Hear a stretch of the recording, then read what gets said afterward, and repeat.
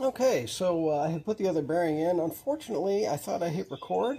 I pushed the button and went to work, pulling the secondary bearing in, and turned over and looked and my phone was off, so I clearly didn't hit record. So I missed the whole thing. Didn't get it on film.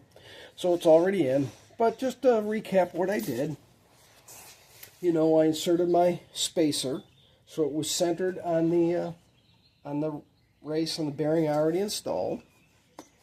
And I put a little never sees around my bearing.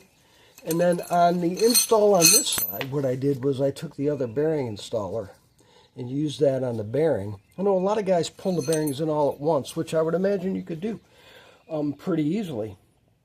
I've just only done this a few times, and I've done it one bearing at a time myself. But I would imagine you could pull them both in. The other side's going to hit the shoulder, and then the other bearing's going to walk in. So I would imagine you could do that, but I just like to seat that other bearing against the shoulder first because I know that's where it's supposed to be, and then I pull against it. So I just I put this in on the back side, which would be my primary bearing.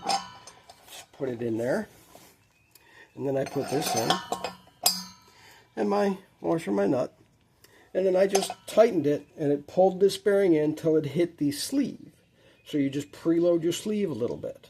That's all you do. In other words, you pull it in. Once it stops, you're preloading the sleeve. Now, your sleeve may or may not be centered, but that's okay because the axle will take care of that when you go to put that in. You want a little preload. You don't want to go any further because you're pushing on the outside of this bearing, and the inside is free. So when the inside hits, if I were to keep going, I could destroy this bearing. I mean, I could pull the outside all the way in and then spit the center out, and I'd make a real mess. But you don't do that. You just put it in to where it loads up the axle sleeve, so that when it comes time,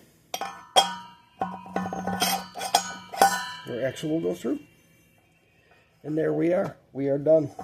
We're going to clean this back up and get it back on the bike, and we'll give it a spin. Once I get it back on the bike, we'll give it a spin, see what it sounds like. Sorry I missed that. Thought I hit record, but it didn't. But it's for as cheap as this tool was, I'm glad I bought it. Again, it is called a ReluxGo, and the reason I wanted to do that is I have some transmission work that I need to do to the Y-Glide, and I will need a bearing puller for that. And ReluxGo has a bearing puller for that very inexpensively, and I'll probably try that. I think I could get that bearing off using the transmission tools I have, but I'm probably going to buy that tool anyway, since it looks like I'm going to be playing with bikes a little bit, so we'll see. But I wanted to try this company. I'm sure these tools are all made by the same people, but for some reason the ReluxGo kit on Amazon got a way better review than all the other ones, so that's why I bought it.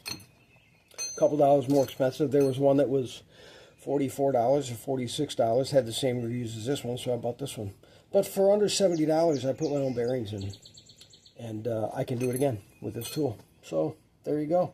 We'll do another video once I get it back on the bike before I put the brakes on, give it a spin, see how it sounds.